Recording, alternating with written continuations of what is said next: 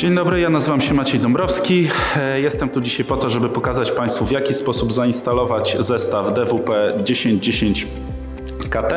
Pokażemy, jak zainstalować go sprzętowo, czyli połączyć te wszystkie elementy zestawu w jedną całość, jak również przy pomocy aplikacji mobilnej, w jaki sposób dokonać pełnej instalacji, żeby internet odbierany od dostawcy usług telefonii komórkowej był przekazywany na to urządzenie, czyli nasz router domowy. Mamy antenę zewnętrzną, którą będziemy montować na zewnątrz naszej lokalizacji. Mamy router wewnętrzny, który będzie stał u nas w domu. Mamy zasilacz, który będzie zasilał tą antenę zewnętrzną poprzez dołączony kabel ethernetowy.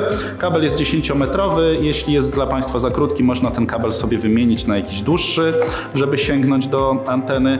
Zasilacz do zasilenia jednostki wewnętrznej, kabel ethernetowy, elementy montażowe do zamocowania samej anteny gdzieś tam na zewnątrz na słupie czy na ścianie, no i kabel zasilający do tego zasilacza PoE. Co nam będzie jeszcze potrzebne? Oczywiście jakieś urządzenie mobilne, czyli na przykład telefon komórkowy najczęściej do tego, żeby potem ten cały zestaw zainstalować w aplikacji D-Link Falcon. No i oczywiście karta SIM, którą będziemy wkładali do jednostki zewnętrznej, żeby uzyskać sygnał od operatora telefonii. No i śrubokręt oczywiście, żeby rozkręcić sobie tę jednostkę, umieścić w niej kartę i potem przywrócić ją do takiego stanu. Dwie uwagi na początek, zanim przejdziemy do instalacji sprzętowej, czyli dołączenia całego zestawu w całość. Tutaj na samej tej jednostce zewnętrznej z tyłu macie Państwo etykietę, na której znajduje się hasło do urządzenia. To hasło będzie nam potrzebne w późniejszym etapie instalacji, żeby zainstalować tą antenę w aplikacji mobilnej, także warto sobie to hasło zapisać bądź zrobić zdjęcie całej tej etykiety, żeby potem nie było problemu, że trzeba będzie wchodzić gdzieś na drabinę, żeby to hasło sobie spisać, także robimy to zawczasu.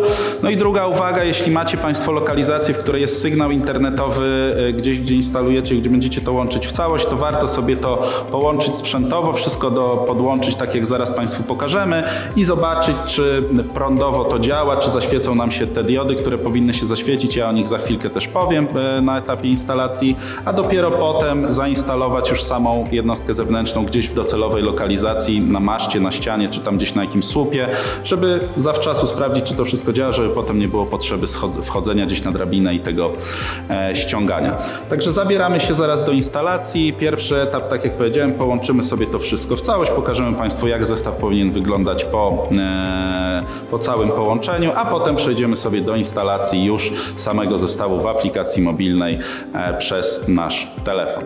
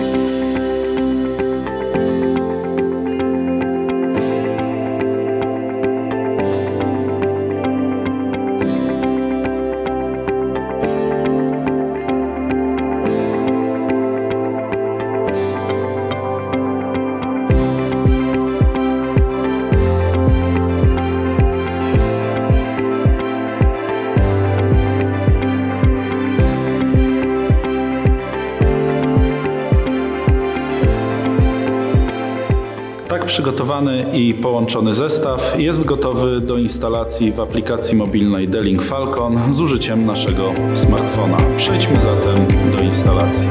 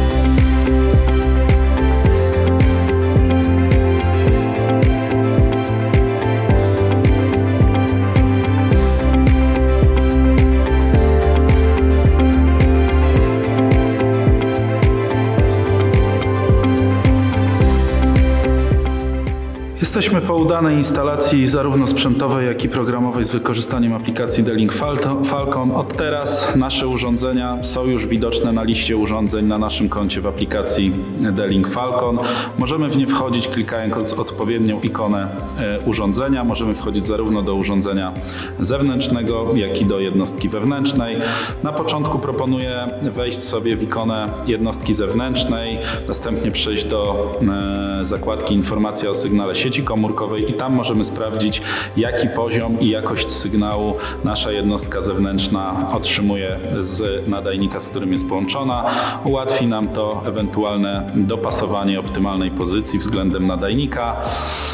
I to już jest cała nasza instalacja. Od teraz możemy cieszyć się szybkim i stabilnym internetem. Dziękujemy bardzo.